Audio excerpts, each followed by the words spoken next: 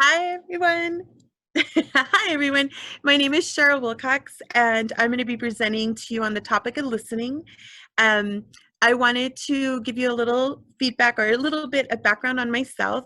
I was a speech language pathologist like you, yay, speechies in the house, for about 17 years in the schools and also a variety of other settings. You know how we are, we can work anywhere.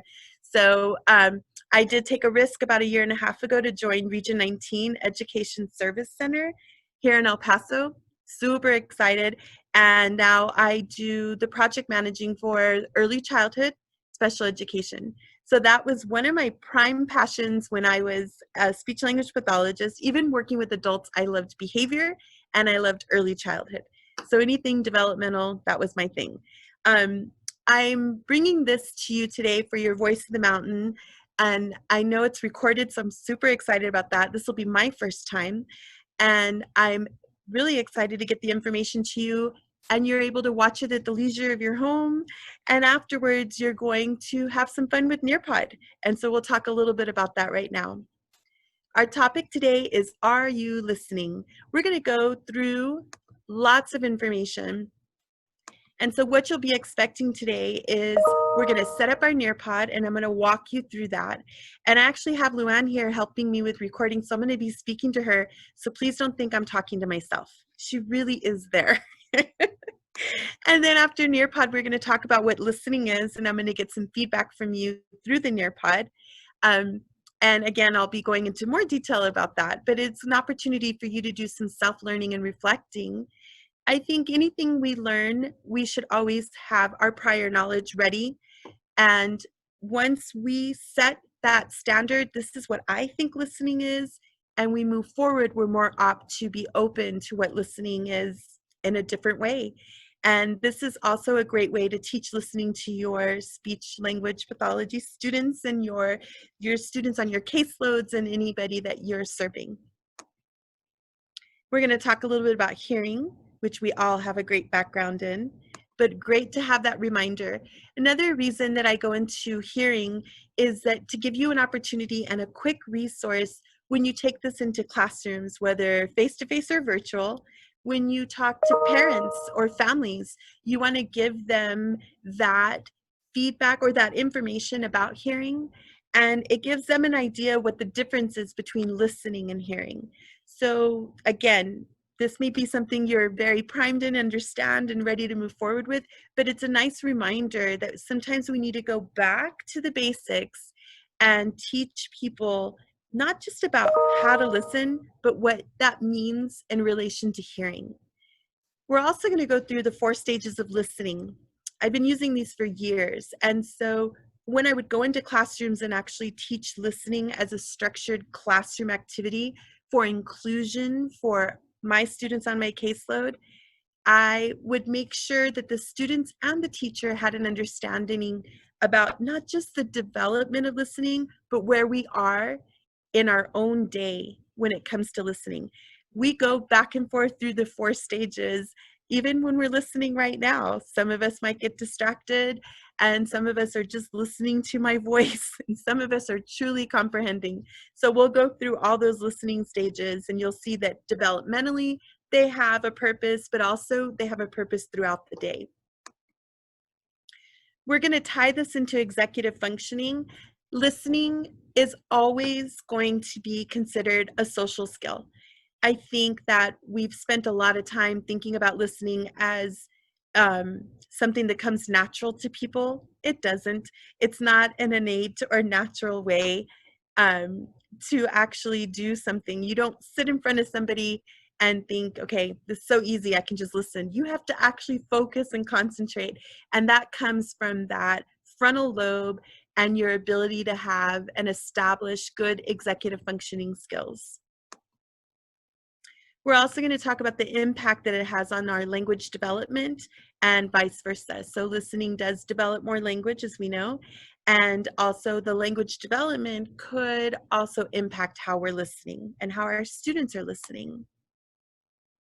We'll go through some listening strategies also. So now we're on the Nearpod. So this is where I'm going to walk Luann through how to get on Nearpod. what we're going to do at this moment while it's recording, because we can't pause this, you can't hold me still, but what you can do is just focus on this, take a picture of this screen if you need it for later. And if you really want to challenge yourself, get your phone out and be ready to get into Nearpod. So you're going to simply go to nearpod.com. And you don't have to download the app per se, and you don't have to do it on your browser. You can do it on your browser, and again, you don't have to really get into it and have a membership and create anything or buy anything. You're actually going to use my account, so no worries. You're going to get on nearpod.com, and there's going to be a section, and I've given you pictures. So, and the bottom right picture, you're going to see what it looks like on your phone. You're going to join a student lesson. On the top right, you'll see what it looks like on a browser. And this is just going to say students and entering your code. So either way, you're all going to enter this nice code here that reads, to me, it says HASI. And so it's all caps, all letters, nice and simple. And as soon as you join in, you're part of your learning lesson. And what I love about this is a self-paced Nearpod lesson. So it's there for you. You can leave it and come back. And that's actually what we're going to do. But I wanted you to have just a moment to get familiar with Nearpod. Know that you are going to use it when you're done watching me and this presentation. I am actually going to be going between the PowerPoint and Nearpod to show you the activities and actually walk you through it. You don't have to do it while you're listening today, because really your purpose today is just to take everything in. And then at the end, you can do all the activities, but they'll be familiar to you and you'll have an idea of what's expected. So once you're done, then you can go back to your Nearpod. You can have it open during this time too if you feel brave. So we're actually going to go to our Nearpod for slide 1. So I'm going to stop sharing this part of the screen. I'm going to find the screen that has my Nearpod on it.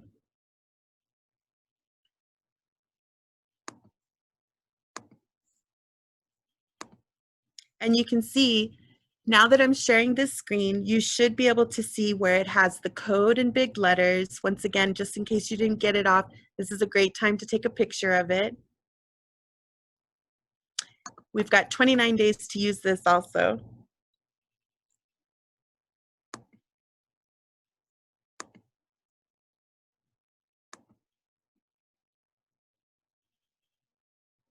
And we're just waiting for the Nearpod to come up. Awesome.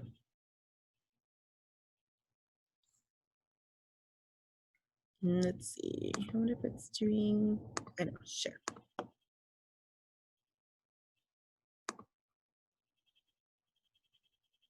All right. So at this time, I'm just going to ask Luann to put her name into the Nearpod so you can see how it pops up on our student list. This is going to be your screen 1, and this is where you just simply put your name in. You can have a nickname or your name. I'm not going to grade this or come back or find you, but it's just for your own information, and you can see all the other participants and audience members that came back and did Nearpod. Thank you, Luann. All right. And then we're all going to be on our welcome screen on Nearpod.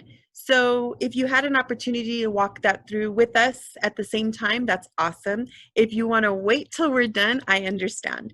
But this is what the Nearpod's going to look like. The first thing you're going to do is put in your name. And then the second thing you'll notice is the very next slide, which is slide 2, will be your welcome screen. So your Are You Listening extended activities will all be found here and after that. So I'm going to stop sharing the Nearpod, and I'll be going back and forth again, just so you're aware. I'm going to go back to my PowerPoint, and at this time we should see my PowerPoint. Awesome. So here's a nice video for you to enjoy.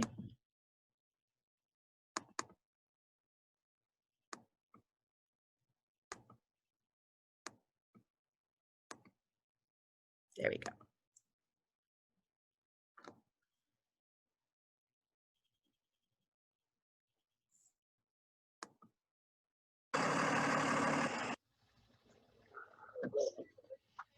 Hey, Mr. Q.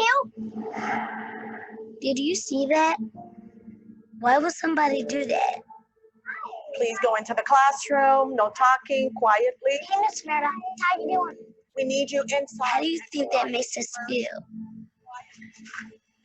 I forgot my number. What's your name? Jordan? What's your last name? Carter? Go ahead. School is hard enough. Come on in. Sit down quietly at your desk and begin writing. This kind of stuff just makes it harder. I said quietly, please. Who's talking? Is it you, Sophie? Don't let it be you. Don't believe me? Sophie. Please just watch. I'm not up here for me. I'm up here for you. Pay attention. Okay? Now, somebody answer me. Somebody needs to answer me really fast. Every time we're ignored or yelled at or silenced, the teacher takes away what's possible. No horseplay, no running, and especially no talking. Moment by moment. Miss Garrity, your student's behavior yesterday in the lunchroom, it was terrible. Next time, silent lunch. Did you hear that? Stay in line and catch a bubble. I'm not playing. If this is education, we're in trouble. Bye, Miss McGarrity. Frederick Douglass said, once you learn to read, you'll be forever free. The way it is now, 2 of the 3 of us will never be able to really read. It doesn't have to be this way. Hey, Jordan, how you doing? Good. Everyone we meet throughout our day can make a difference. I've been waiting for you to arrive. All the difference. Good, how are you? Hi, Jordan. Bye, Jason. Good morning, Jordan. How are you? I'm doing well. Thanks for asking. How are you? Good. Go ahead and put your number in. Talk with us, not at us. That's okay. I'll look it up for you. Go ahead, sweetheart. Okay. All right. Teach us what we need to know. That's how we get smarter. Well, good morning, Sophie, Janicia, and Jordan. And when you talk with us and teach us, give us bigger and bigger words. Now what I'd like you to do, children, is turn around and converse with your neighbor and discuss where the mother might have gone. Words that we can use to read and understand. She is praying for eagles, so she hums at night. And that will take us places we can never reach without it. Remember, we're entering the learning zone. Now, how can we show our respect to the children and teachers who are working? We can walk quietly. Yes. Okay, kids, so what I'd like you to do is continue writing your narrative, documenting your emotions if you were the baby owl and your mother abandoned you in the nest. What can you do? Learn all that you can so that you can challenge us to be our best. You would have stayed and assisted them in whatever they needed. Share yourself with us and show us how to share ourselves with others. Give us courage. Give us compassion. Help us find our own voices so we can become who we are meant to be. Why would you want to silence us?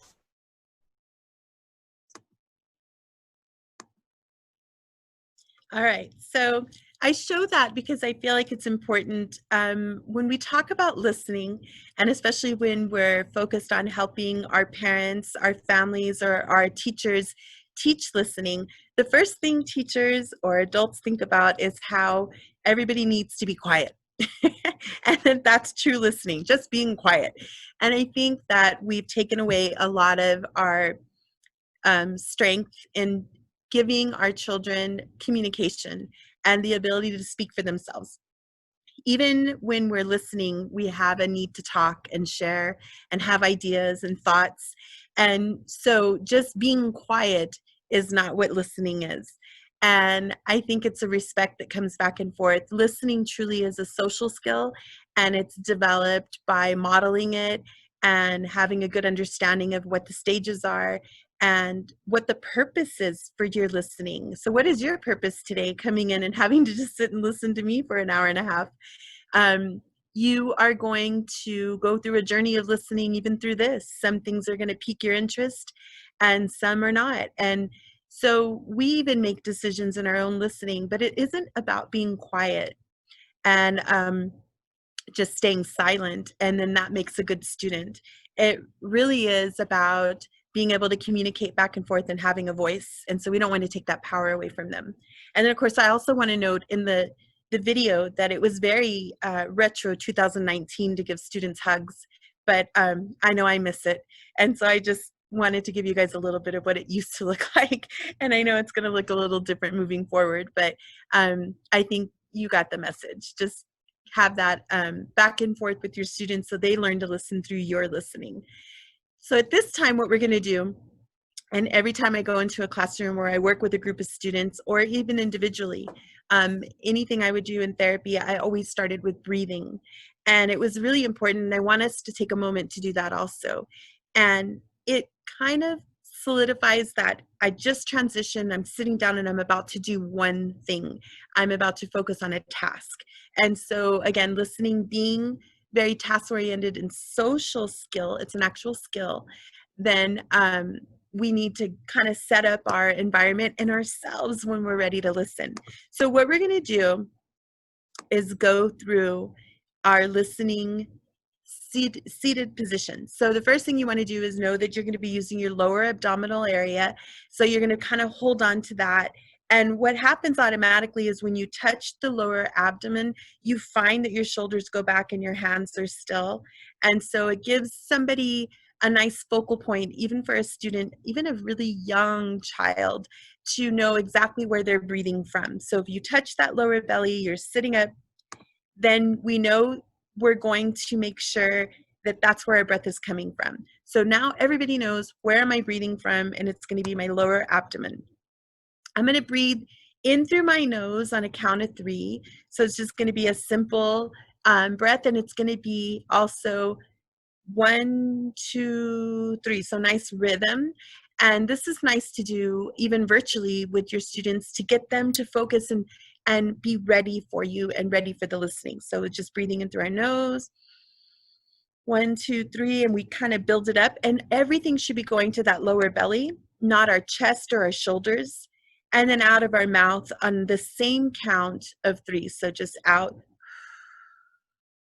And when we relax, we shouldn't see the shoulders moving up and down, but rather that lower abdomen coming in and out.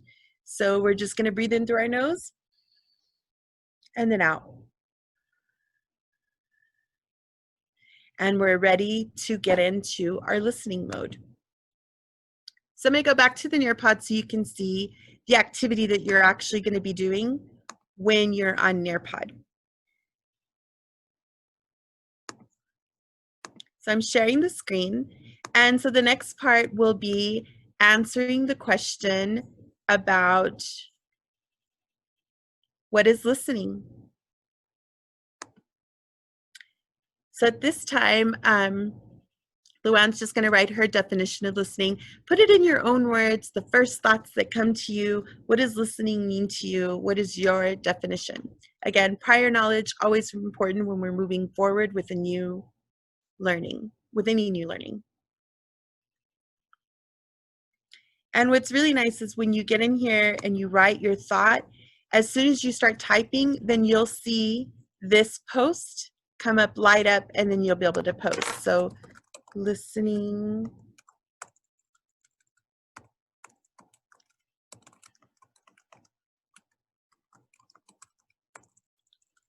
Awesome. So then we see that Luann's came up to receiving information and processing it. Perfect. Thank you.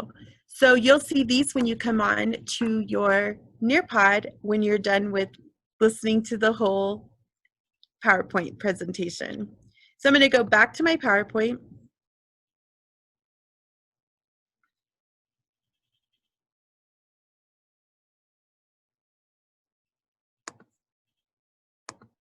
Perfect. So that'll take you about 3 minutes. It's actually timed so that way you're not really having to think about it and writing a big long definition of listening. It should just be that first thought that you have about listening. So what is listening? It's active and it's an activity. It does have the receiving, deciphering, and perceiving a message, with intent to respond. So you always have a purpose, giving close attention with the purpose of hearing. So you have that ability to hear, then you're able to move forward and listen. And the active hearing and hearing with intention. So again, having a purpose. So this is one of the resources I wanted to share with you that you can share with parents and families and teachers about hearing.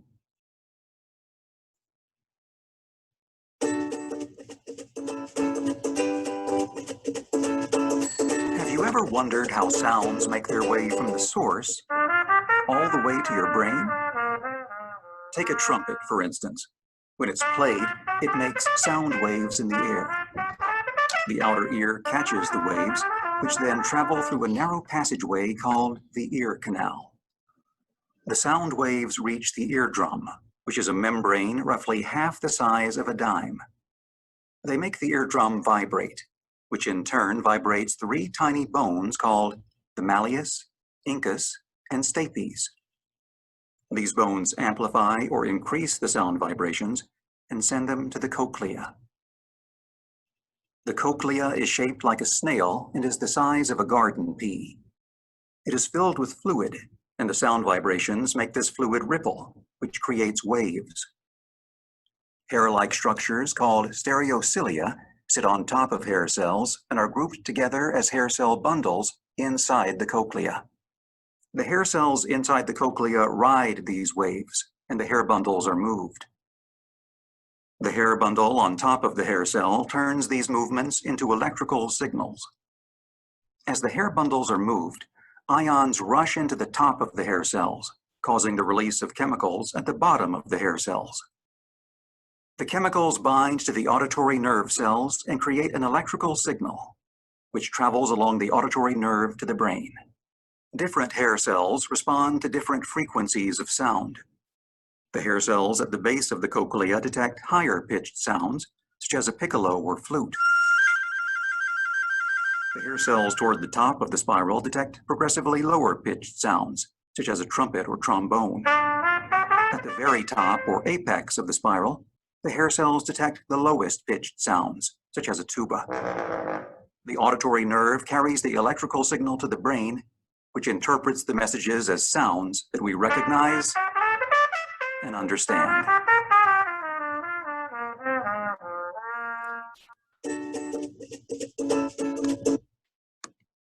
All right. So I really think it's important when we understand the mechanics behind listening, the first thing we need to do is have that ability to hear. And I think it's also important, I would always give this information to my families and parents and teachers so that they could also realize that there might be other things getting in the way of somebody not being able to listen. We caught a child, it was 5 years old, in kinder, middle of the kinder year, and turns out she was hard of hearing. And so many missed opportunities thinking she's ignoring us or, you know, she just wasn't interested. And the parents were so afraid that she was going to turn out to have a hearing loss. They had an older sibling who was deaf. And so they had their reasons for ignoring the signs. But I think teachers often don't know what to look for. And if we give them information about that hearing and the ability to hear first, then we can move into listening. So sometimes we need to check things that might seem obvious, but we're afraid to look into. So hopefully you can use that 2-minute video for somebody. So hearing is merely the ability of the ear to sense sounds around us, but listening is that conscious effort. And again, if it's conscious and we're aware of it, we're cognizant that we're listening, then we know it's a social skill and it has to do with those executive functions, all in that frontal lobe. So we'll be talking more about that as we move forward.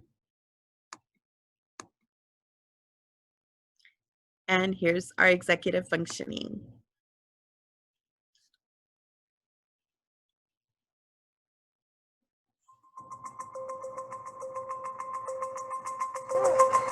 Science tells us that brains, minds, are built, not born.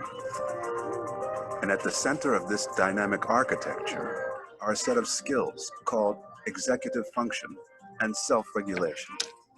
Children's self-regulation and executive function are key ingredients in their lifetime performance. It's not just about learning language or learning numbers or learning colors. We have to be able to work effectively with others, with distractions, with multiple demands. These actually are skills that contribute to the productivity of the American workforce. Look at your shapes. What should you have done next? Educators, I think, are looking for just this sort of thing. And when we describe what we mean by executive function, they say, yes, that's it. That's exactly, the problem. These kids, they can tell me these rules, but they can't actually use them. What's this? A toolbox. A toolbox. What is executive function? Safety goggles. Probably the best way to think about it is sort of like an air traffic control system in the brain. Just like an air traffic control system has to manage phase and really exquisite timing and so on. A child has to manage a lot of information and avoid distractions. We really think of it as involving working memory and inhibitory control and mental flexibility.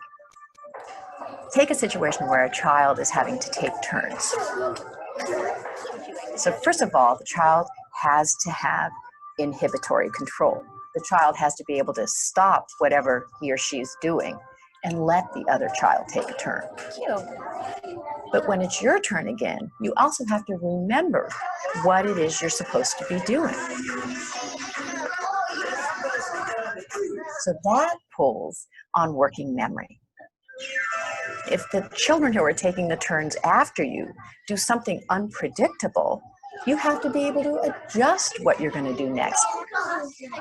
And that requires mental flexibility.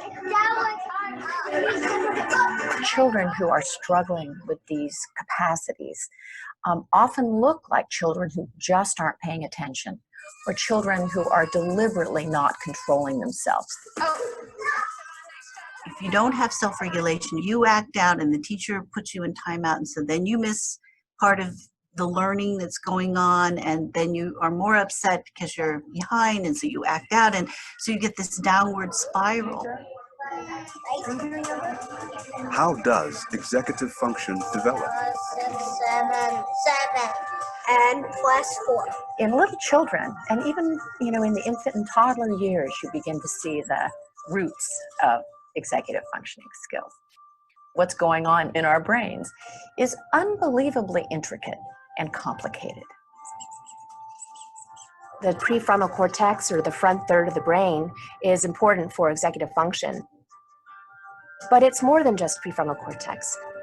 This region doesn't act alone.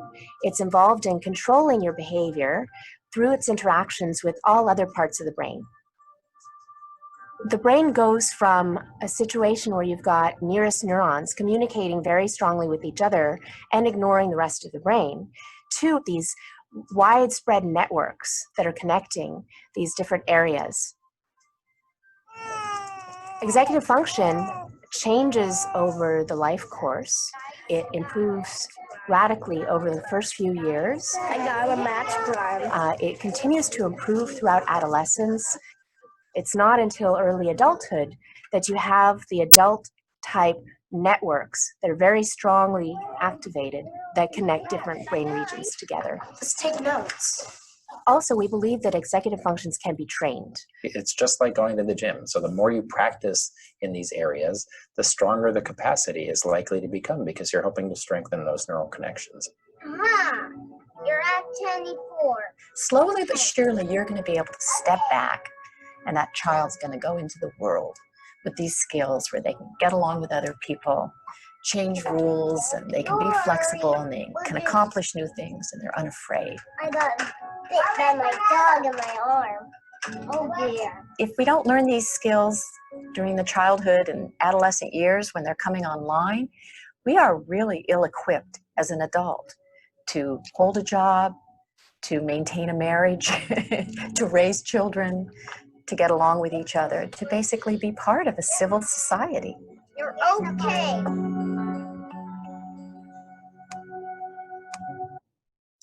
So with executive functioning, again, my understanding of listening and the way that I perceive the ability to listen and the way I've taught and helped with classroom management or just one child at a time and a family when it comes to listening is knowing that it's always going to be linked to those executive functionings.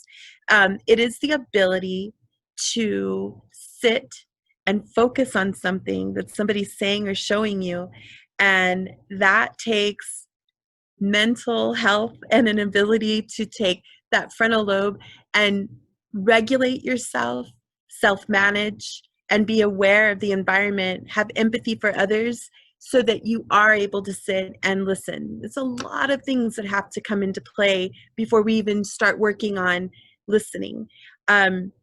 Another reason why I've developed this professional development and have worked closely with teachers in classrooms and again families is because one of the things I would hear over and over is, how come you're not listening? You weren't listening. I knew you weren't going to listen. You weren't listening again. And be quiet so you can listen. And so there was a lot of silencing children and reminding them. The key word was listening and finding out that it was actually an active skill that was needed to be taught, going back and realizing just because you say it over and over doesn't mean that they're suddenly going to know how to listen. So as we delve into the executive functioning and control center, and I loved how she described it as like a lot of, airplanes, which we're not seeing in the sky anymore, but that's okay. So a lot of airplanes all over and trying to control and self-regulate and also have that monitoring and being aware of what's coming in so that things can occur one step at a time and in a safe way. Then I look at all of these different characteristics of executive functioning. You have sustained effort, exhibiting flexibility. When you listen, you have to be flexible also. Ever been in an argument with somebody and then you take the time to really listen to their view? You have to be flexible and maybe come back and say, I guess I was wrong. And that takes a huge amount of executive functioning and social skills and emotional ability to come back and be flexible with your listening. It also works with children.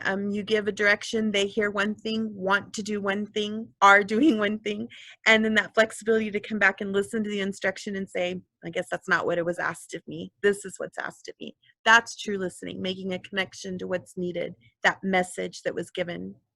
Things like asking for help, managing your resources, organizing yourself and prioritizing. We need to feel organized before we listen. If we have other things on our mind, pending piles on our desk, things that are nagging at us because we need to get them done, or a child not knowing what they're going to eat, or if there's going to be chaos in their home, other things are going on in their mind that take away from that mental sustained effort to listen. We need to know that that organization and managing ourselves and feeling like we're able to concentrate is going to occur, and then we're able to work on our listening skills. So there's so many things to take into account. So hopefully you're getting some idea of some of these executive functioning skills. I'm going to give you a little bit more. I love these because they're a little bit more detailed and defined. So we have our self-monitoring, that ability to view and evaluate yourself. This is going to occur through the different stages of listening. And when we have the ability to listen and get through those stages, we do impact our ability to self-monitor. We talked about flexibility, emotional control, self-control. In order to sit and listen, we have to have these things in place. That working memory, we started off with you giving a definition of your prior knowledge, what you came to the table with when it comes to listening. And now as you're learning and getting more of the executive functioning skills and then the listening strategies or the listening stages, all of that's going to go into that working memory, which is that stage 4 of listening comprehension. Taking what you heard and applying it, it has to have some meaning for you to stay in that working memory. And again, just another visual for you. Maybe this is a simple one you want to take a picture of, something that's interesting to you or speaks to you when you're thinking of executive functioning skills. Important conversations to have with parents too. He just doesn't listen. Well, let's go back and see what his control's like, or his impulsivity. How is he with following directions and focusing? All of that is coming into play with our listening, paying attention, taking turns. If I'm listening, I'm in a group, and I know that I'm two when we count it off, 1, 2, 3, 4. If I wasn't listening, I'm going to miss my turn. So those things even happen with adult participants. You just have to stay focused and have that self-control. So at this time, and I'm not going to go to Nearpod because you kind of get an idea now about the Nearpod, but you'll be going to your Nearpod. It'll be actually slide 4. I think this one's counted off wrong, but it'll be the next one. You worked on defining listening, and then when you go to your Nearpod, it'll be the next one, and it's how many executive functions do you remember? You'll have 1 minute to list as many as you can, and that's that cause and effect of working with your short-term memory and hopefully putting it into your working memory. So you'll have a moment to do that when you're done with the PowerPoint presentation. This is all about our prefrontal cortex. I love this one because it's just a 1 minute, very quick video. I give this to you as a resource. It goes to a website, which I love, gives you lots of information about that prefrontal cortex, and then a very quick video. And I don't know if you can see the video because sometimes when it moves, okay, good. So I'm going to get to the video and then I'm going to share my screen with you. Here it is. Okay, so as I stop share, I'm going to do a new share and the video is going to come up. I love this, and again, it's just a 1 minute quick video for your reference and maybe for you to use as a resource. The prefrontal cortex, PFC, is the cerebral cortex which covers the frontal part of the frontal lobe, the brain region that's been implicated in planning complex cognitive behaviors or personality expression, decision-making, and moderating social behavior. The basic activity of the brain region is considered to be an orchestration of thoughts and actions in accordance with internal goals. The most typical psychological term for functions carried out by the prefrontal cortex area is executive function. Executive function relates to the abilities to differentiate among conflicting thoughts, determine good and bad, better and best, same and different, future consequences of current activities, working toward a defined goal, prediction of outcomes, expectations based on actions, and social control. That is, the ability to suppress urges that, if not suppressed, could lead to socially unacceptable outcomes. The frontal cortex supports concrete rule learning, while more anterior regions along the rostral caudal axis of the frontal cortex support rule learning at a higher level of abstraction. All right. So I'm going to go back to our PowerPoint.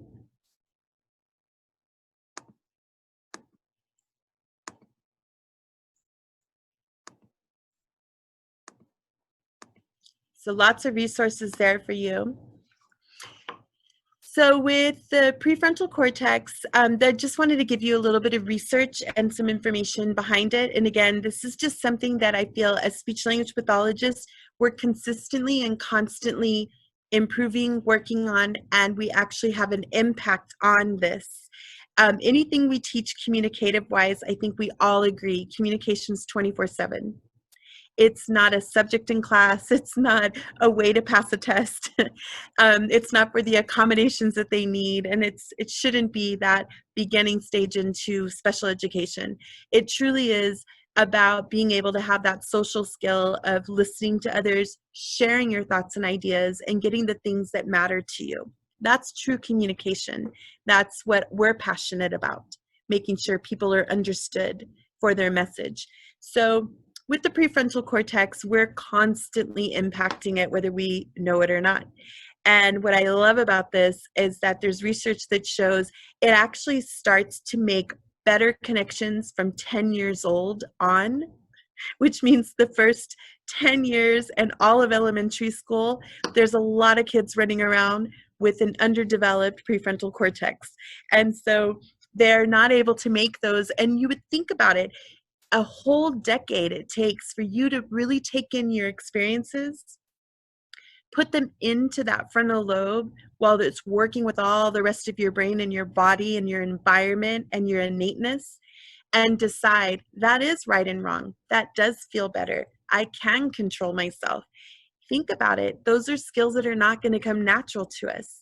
And for some, we actually don't stop developing our prefrontal cortex until 20, late 20s, and for men, early 30s. Sorry, guys, but it's true.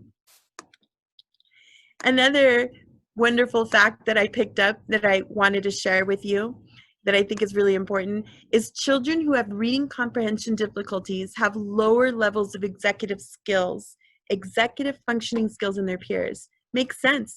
You have to be organized in order to read. You have to have a little bit of prior knowledge, and you have to have sustainability to read, to gain information. The development of executive skills is significantly related to children's oral language and vocabulary. That's where we all come in. As we start to improve vocabulary, which they could gain information from and give information with, then we know they have a lowered amount of impulsivity because they can use words instead of actions. So we start to impact that executive functioning. Planning, organizing, knowing your goal, all play a role in reading comprehension, and switching or shifting ability to change one's attentional focus from one idea to another. That transitioning is important, and we need to learn that through listening. So here's our stages of listening. We have detection, discrimination, identification, and comprehension. We're going to delve into all of these stages. I teach these, and I would go into classrooms and do a whole group lesson inclusion type with my students, and I bring my students in from different grade levels and go into a classroom and teach these, and every week we would hit a different stage. Detection, that's the ability to respond to the presence of a sound. That's that conditioned response when you're localizing. That's what an infant looks like when a mom talks and it turns to look. This is what we do throughout the day. We stay on this detection. Sometimes we're just listening for the noise. It doesn't mean that we're taking anything from it or we're reducing background noise or we're identifying what we're listening to. We're just turning to the noise. If something were to fall in your home right now, or a phone would ring, or a dog would bark, or whatever it is that takes your attention away from what you're doing right now, that's when you're detecting and just simply localizing. And again, that spontaneous movement towards a sound, that alertness, that's part of that hearing stage that we need to always express to teachers and families to look out for. But more importantly, we want to move away from detection and just localizing, right? We want not only for them to have a reaction to the sound, but actually then take in the message and information, especially if it's our words. The impact on our language and executive functioning skills when you develop detection and you play detection games and you use sounds to localize with is having that ability to attend to others. So if I can get your attention and you look towards me, then I know you're detecting that I'm speaking, and then hopefully we can move forward, and now I know you're attending to others. That realization that language is all around us. Relating to others' voices and tones. This is where maybe children with autism or severe ADHD or sensory issues may not understand different tones, so you can play with tones and localize towards them. And it also helps with imitation. So listening to the sounds, and what you would do is write down what it is and where and how you would localize. So we're just going to do one. And I want you to listen. And this is actually going to be on your Nearpod also for an opportunity to practice this and think of all the different things you can do with sounds when teaching this stage to your children. This is a great stage to start with for your children that have difficulties with attention.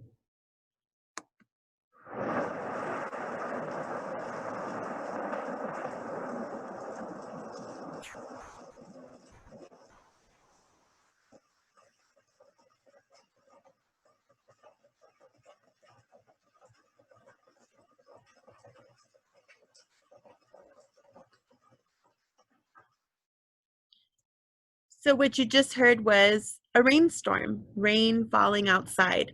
And so the child or yourself would identify that. You're detecting it. I heard it.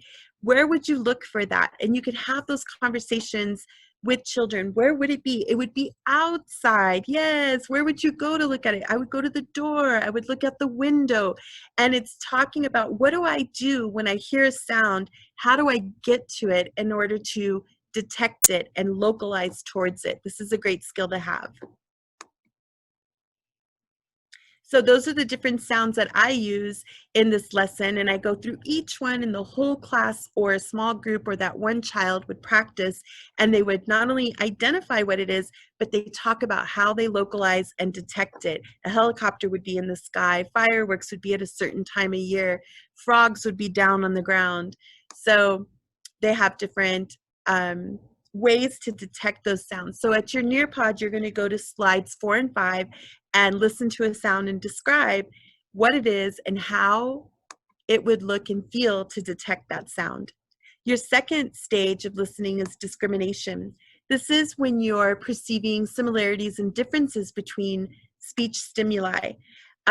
This is where you gain more of your phonemic awareness abilities and know that b, p are two different sounds. You have your b, b, and then your p, p.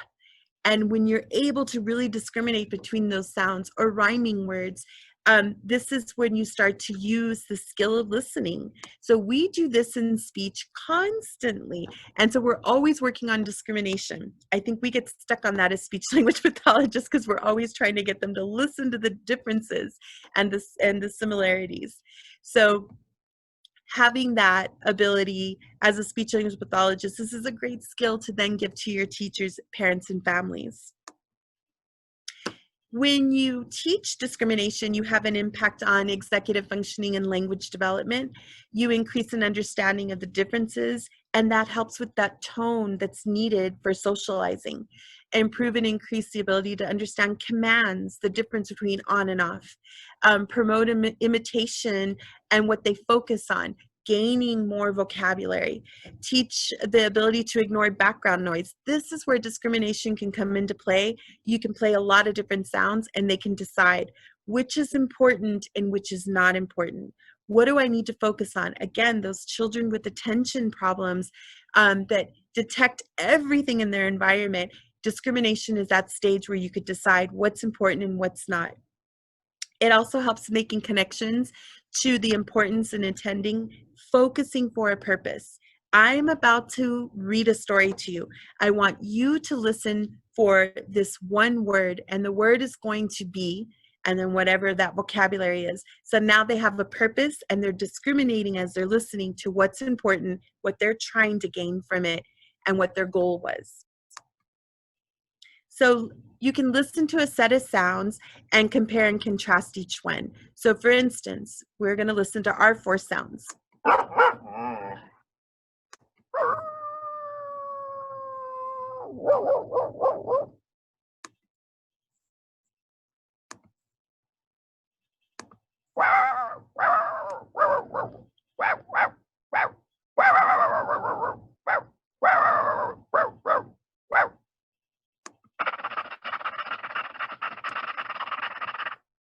So we know we're going to compare them that they're all dogs.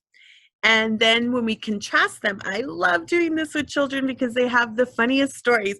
That one, he was really mad and he's probably a little dog, you know, and that sounds just like mine. And it brings up all this great memory and making those connections through listening.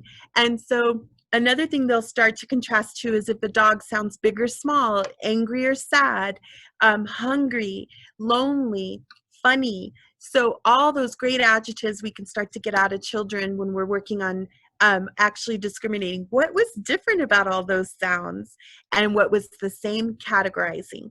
So on your Nearpod, again, slide 6, you're going to go into this in about 4 minutes, and you'll have an opportunity to compare and contrast 4 sounds as well. Now we're going to move on to identification. This is our 3rd stage in listening. And with identification, this is when you're now starting to repeat and label anywhere from 1 year old on. And this is when you're starting to name things. What is that? Wow, wow, dog, house, dad, mom, all this vocabulary is starting to build. And it also involves your suprasegmentals and your segmentals as speech stimuli. So you have your duration, your pitch, your volume, your rhythm. Again, this is a great social skill to teach your children who possibly have autism, who don't catch on to intonation or rhythm or stress. And your segmentals, all those vowels and consonants that are needed for spelling, reading, deciphering words, and getting and gaining more vocabulary in their environment. With identification, this is repeating, naming, this is your alliteration, rhyming. So all of these things are occurring, and more importantly, identification is the stage for building your vocabulary. And you can do it through listening skills. And when you do build up your listening skills at the stage of identification, and again, even right now, you might just be at that stage where you're just identifying the vocabulary needed. Maybe you identified some new executive skills you didn't think of. So you're actually building your vocabulary through listening right now. And the impact that you'll have on language and executive skills is gaining an understanding of an environment, increasing on focusing and focusing on that reaction, building vocabulary and use and understanding of it, identifying what to do and when through listening, learning how to plan and organize. More information given. If you identify and you're at identification stage, that's your following directions step by step. What happens first? What happens next? Slowing the process down through listening. When I give directions, I give them one step at a time. Identifying, using, and understanding single words. So when we listen to this sound, we're going to identify what is happening. What's the action? So we hear a whistle. We see maybe it's a sport. Maybe there's a purpose why he blew the whistle. Maybe there was a foul. Maybe things are going on. Kids will give you lots of information on why a sound is occurring. Another one is, how do you react to this sound?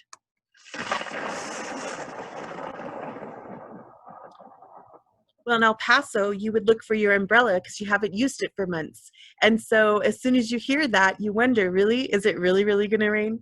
And so we always have a response to the things that we hear. That builds vocabulary, it builds sustainability, attention to detail, and also organizing ourselves. Nearpod will have an activity just for that. Our last stage is comprehension. This is, I always tell children when I go into classrooms, this is your teacher's most favorite stage in the whole wide world. This is what we all want anytime. And by the way, this is what I want while you're listening to me. Comprehension, comprehension. I want you to take everything I'm saying, apply meaning to it, bring it to yourself and generalize it later and put it into that working memory. So that's that ability to understand through answering questions, following directions, paraphrasing, and participating in conversation. Comprehension is when you have auditory memory, you get familiar phrases, you're sequencing, and you're answering questions. And you can listen through noise. So the impact that you would have on language and executive development skills is understanding more multiple steps, using and understanding phrases and sentences, knowing right and wrong, increasing in problem-solving skills when given opportunity, prompting of imagination, purpose of play. If you comprehend an environment and you could take something as simple as a pair of sunglasses and take off to the desert or the beach, if a child has some comprehension of what you're asking for, they can have a purpose for their play. And we want to increase that for our children. Storytelling and retelling of stories, which we're going to be working on. And that's what I do with one noise. So I'm going to play a sound, and we're going to create a story with a beginning, middle, and end. And we can do this with just one sound.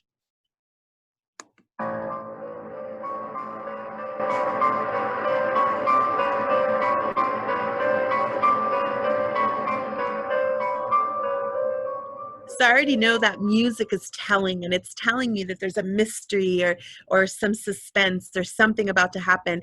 As a child, I can give you a story just with that music. And maybe I don't have all the words for it, but I can draw it out, I can point it out, I can act it out.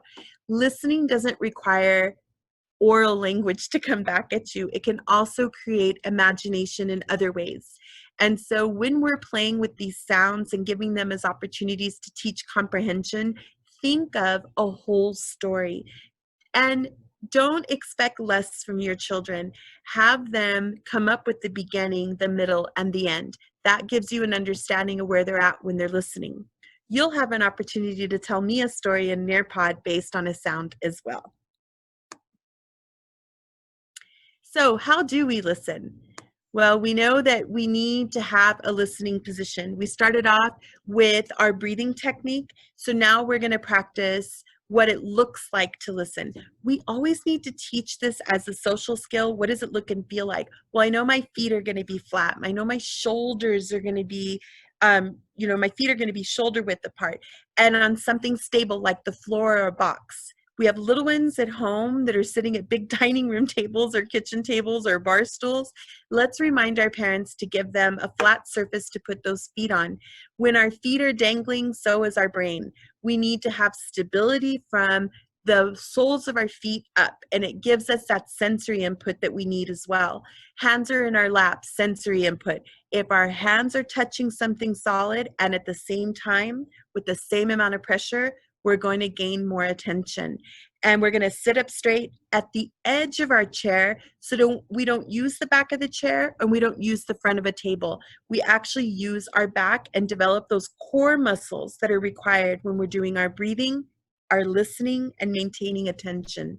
We're going to be shoulders back and open so we can have that nice breath support and start with our breathing. And we're going to check for those 90-degree angles.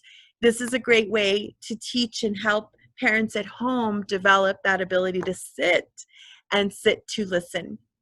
There'll be a Nearpod activity for that as well.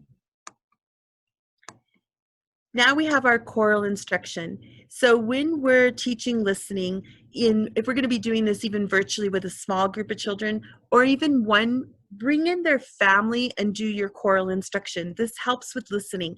Just like choral reading helps improve reading and gain some confidence with reading, so does the choral instruction with listening skills. If listening is difficult for me, bring everybody in and model what you want, state what you want, break the directions into very small steps, have the students or children or family repeat the statements out loud. And when you're redirecting, ask them, what are you supposed to be doing? That helps with listening, bringing out that short-term memory. What did you say? And have the students complete the task with a simple show me. So here's some listening chants that I use consistently, and we can even use virtually with our families. I am sitting, and then the child and family repeats back, I am sitting. I want you to note that while you're reading these, they're all written in first person, and there's a reason for that. To build that executive skill, that social skill, we need to have ownership. So if I'm asking you to do something and I model it and then you do it, you need to say out loud, you're the one doing it. It gives the child an opportunity to see the responsibility and the accountability of following that direction. My hands are in my lap.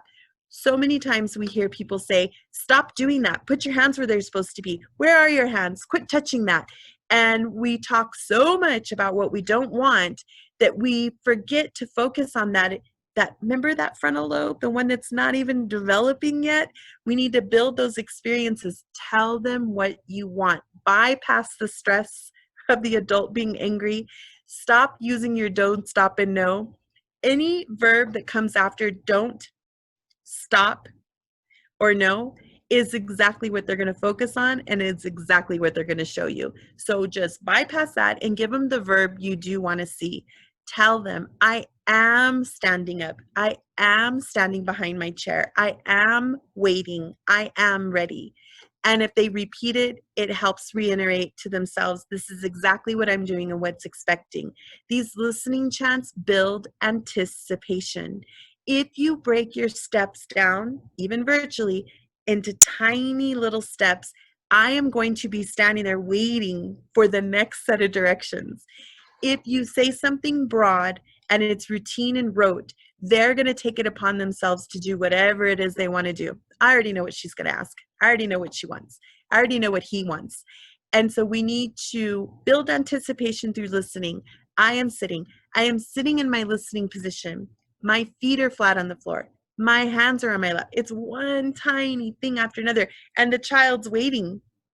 And you build that anticipation, and that's what true listening is. If I have your attention and you're waiting for the next words to come out or next set of instructions, I have just helped you learn to listen, to comprehend. We know that the reality of listening is that eye contact can be uncomfortable. I'm going to get on a tiny little soapbox right now about eye contact. It's not necessary. We don't have to force people to look each other in the eye. I dare you to turn and look at somebody in the eyes while they're speaking the entire time. It doesn't happen. We look away. We look for other things. We're listening, and we need to move and have movement. We can't sit and stare. And it is uncomfortable. And culturally, in some cultures, it's not expected. So we need to know that the reality is eye contact is uncomfortable. If it's a gaze and it's towards you and they're detecting that you're listening and giving you attention, or they're doing what you've asked, drop the eye contact. It's fine. Anyway, we also know that listening isn't natural. We know that it's not innate and we're not born with it. It's a social skill. We need movement to center ourselves. So many of you have switched positions already, just sitting and listening to this. You've moved around, you walked, maybe you put dishes in the sink. I don't know. You could have walked away. I can't tell. I'm not with you right now. But I do know that you probably had movement. And we need that. We need to have movement. And some of us cannot sit for a long period of time. I have a back injury. Maybe I can't sit for a long time. I need movement. And so that's the reality of listening. This idea that if a child sits like a statue, they're taking everything in. No, they're wasting all of their energy and effort on sitting like a statue. So I think it's really important that we get away from what we think looks like good listening and we take in the response instead. And so we also know that maybe they can't put their feet flat on the floor. We have children who have Down syndrome and or anybody with that low tone and that inability to have any kind of support in their core. They're not going to be able to sit immediately with their feet flat on the ground or flat on a box. It hurts, it's uncomfortable, and they'll lean immediately because they lack that core support. We need to build those things. Look for those things. We're stimulated to speak or share. I don't know how many presentations I've done with teachers. I love teachers, but I do have to tell you, they love to talk to each other when you're talking. And if you walk by, it turns out it's on topic. They're like, oh, that's Joey. I never thought of that, and they need to share out loud. So listening can also occur through speaking. It could be off topic because the topic is too difficult, or you could have difficulty with that short-term memory. So strategies for real listeners. We want to teach our expectations. What do you expect? What does it look and feel like to listen in front of you? We want to role play it often. Make it fun. Oh, you're listening right now. Now show me how to listen. Okay, now tell me when I'm listening. And constantly use the word as an action and a verb and a skill that they're actually learning. Not something that we take for granted. They are not coming to us with listening skills. So we need to treat listening as a brand new skill. Teach that ability to self-monitor. Remember, we're going back to our executive functioning skills. Use kinesthetic cues. When we're working virtually with our parents, have them help guide them on where their shoulders are or their belly for breathing, what it looks and feels like. Allow for that movement. Get up, move around, give some instruction that allows some fun and activity so they can move and have that energy. Set up that relaxed attention through your breathing. Use music and chants for listening. These are some resources that'll be in your handouts. They're links so that you can go to different videos that have really fun and cute ways to teach listening and even phonics skills, because remember, phonics is listening, the ability to discriminate between sounds, compare and contrast. And so we definitely want to bring that in when we're teaching our listening. So at this time, we'll just watch one of the videos.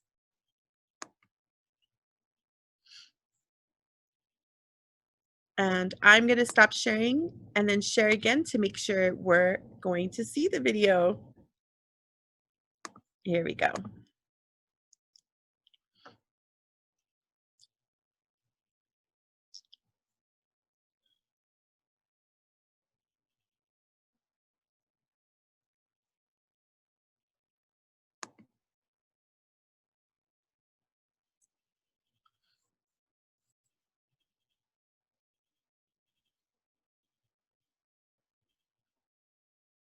How do we listen? Elmo knows how.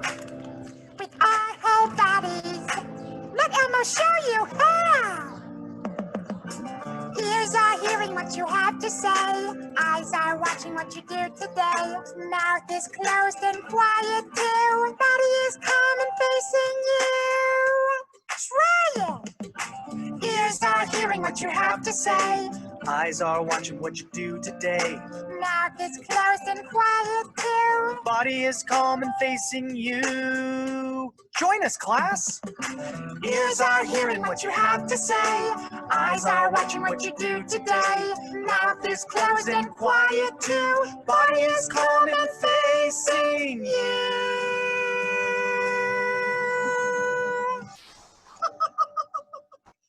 Join me, join. All right. Time to. Okay, I'm going to stop sharing that and get back to our PowerPoint.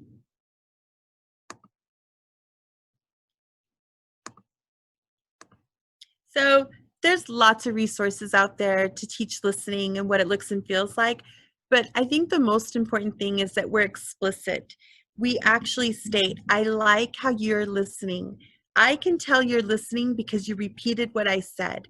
I can tell you're listening because you followed my directions. I like how you're sitting casually and you look comfortable. I think it's really important that when we say the word listening, instead of it being a reminder, maybe we just remind them that it's a new skill and we have the patience to teach listening. It builds so many other skills and it is truly a social skill.